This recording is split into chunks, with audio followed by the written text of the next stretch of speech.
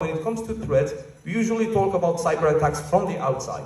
But at the same time, we do have insider threat. And this context is rapidly evolving, especially during the last years. And one of the best solutions in terms of insider threat is going for a zero trust strategy. And I repeat, a zero trust strategy, not a ZTNA solution.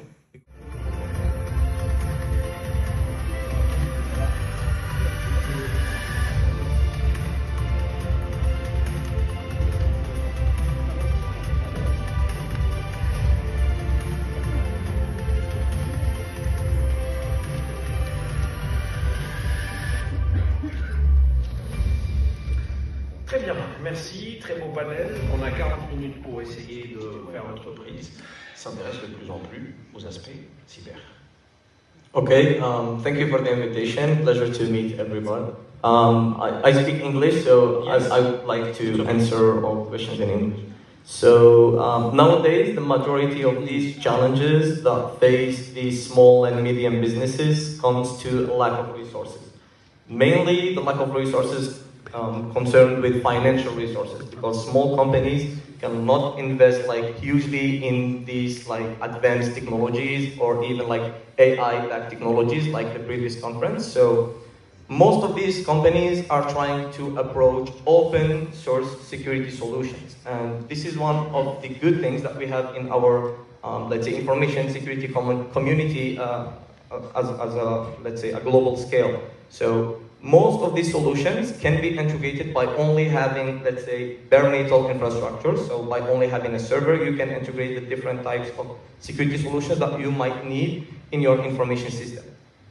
But at the same time, information security is not only about integrating solutions, because we usually, especially in Algeria, we sometimes forget the other important aspects. Like most of companies think directly okay, let's get an antivirus, let's get a firewall, let's get an EDR, DLP, whatever the type of solution you want.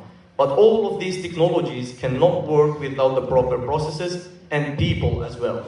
So here we have two other challenges, so people and processes. Now when it comes to processes, these companies usually do not have a formal procedure in how to handle this type of incident, how to handle this type of event, how to log a user, how to properly accord, let's say, identity and access for the different personnel.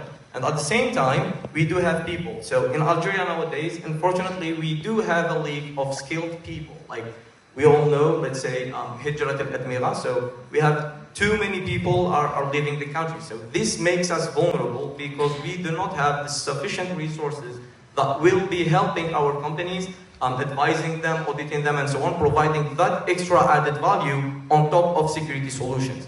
So in this case, as an example, we can rely on coordination and cooperation with the different organizations that do exist in Algeria. We have some governmental ones and we do have non-profit ones. So if we talk about the government side, we do have the ASI and CNOSI, l'Agence de sécurité de système d'information, et le Conseil national opérationnel de la sécurité de système d'information. So these two, let's say, important organizations in Algeria, they do exist under, let's say, the casket of the Ministry of National Defense. They are helping coordinate efforts in terms of incident response and security operation capabilities in order to help mitigate these risks, whether they are internal or external, because when we talk about security risks, we usually talk about threats and vulnerabilities. So these vulnerabilities can be technical or people-related vulnerabilities, but when it comes to threats, we usually talk about cyber attacks from the outside.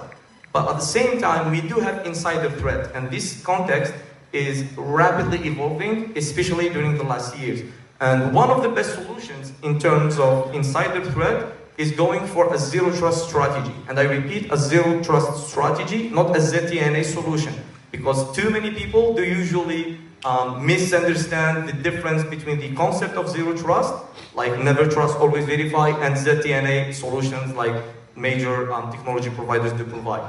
And at the same time, we do have to keep on relying on let's say, non-profit organizations such as OWASP Algiers, CSA, and so on. These chapters are usually part of global organizations that are working to advance the profession by providing free trainings, resources, like Mehdi said, standards, frameworks, and so on. And usually we try to close the gap in terms of security awareness, because this is also one of the major concerns, whether it is for small and medium businesses or even for huge corporates or even multinational ones.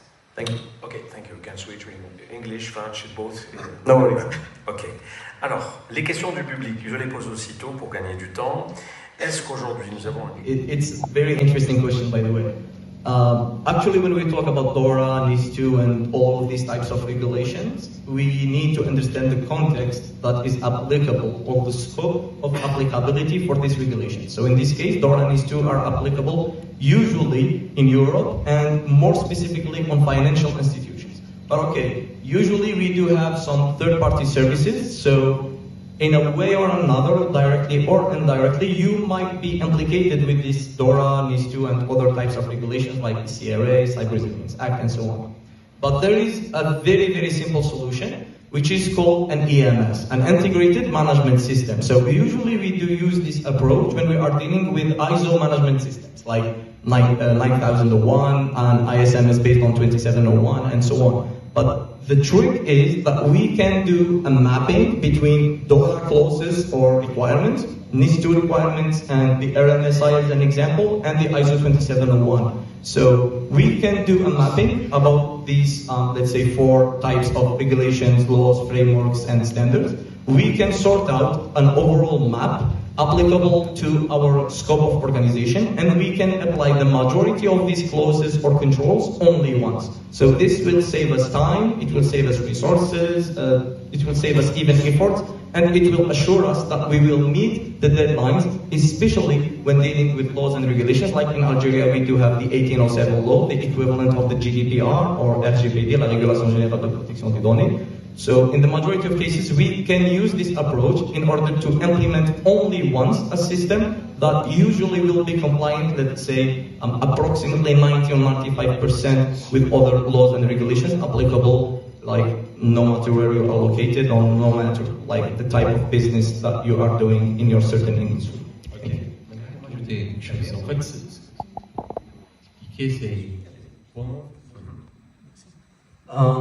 Here, just to provide a brief answer, we have a concept that's called ESP. Usually it's used in France. C'est l'intégration de la sécurité dans in English, Secure Software Development Lifecycle. So we have to integrate the different security controls, processes, and so on, starting from the conception of your business or IT-related project. So one of the things that I recommend you to go to is the NIST SSDF, the Secure Software Development Framework. It is one of the major frameworks that are like freely available. You can download it, use it, and start following its different guidelines. And you can also refer to the OWASP, the Open Worldwide Application Security Project frameworks, referentials, and toolkits.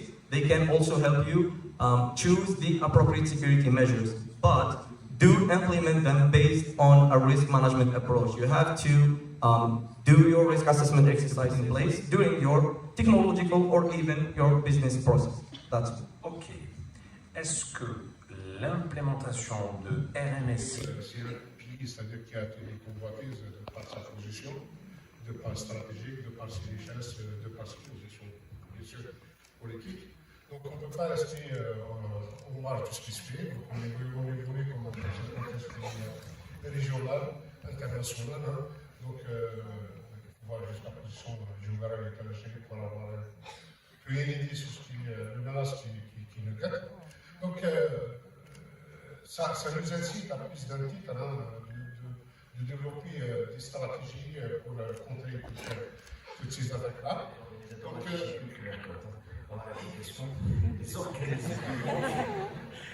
organismes publics sont de loin plus les organismes publics sont trop rigides et peu réactifs face à l'évolution de la cybersécurité. Ne serait-il pas opportun de penser à d'autres façons de faire pour les convaincre?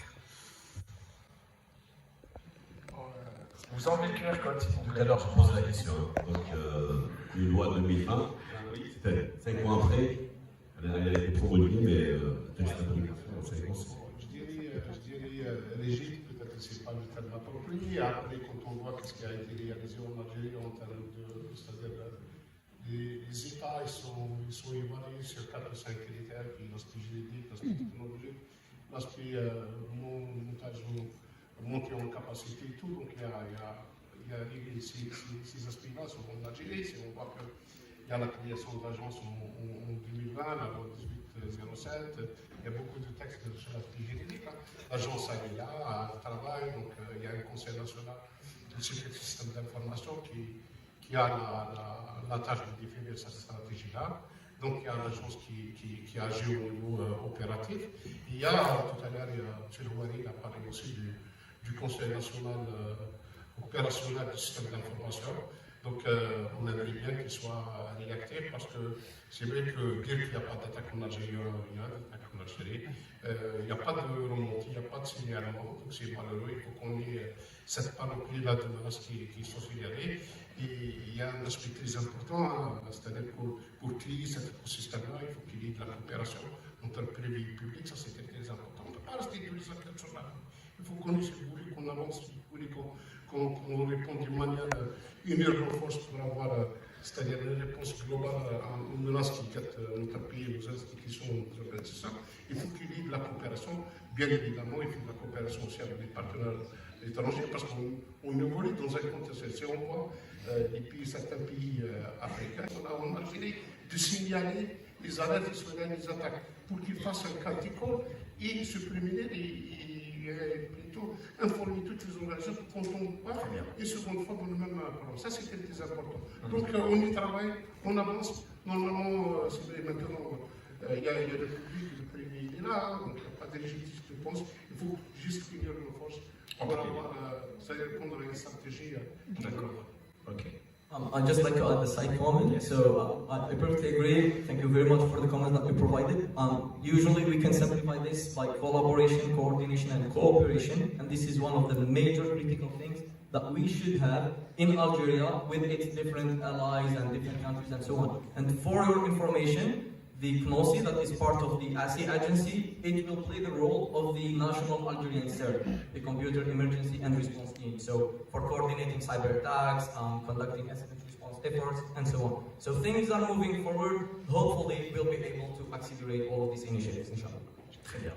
Peut-on faire de la mobilité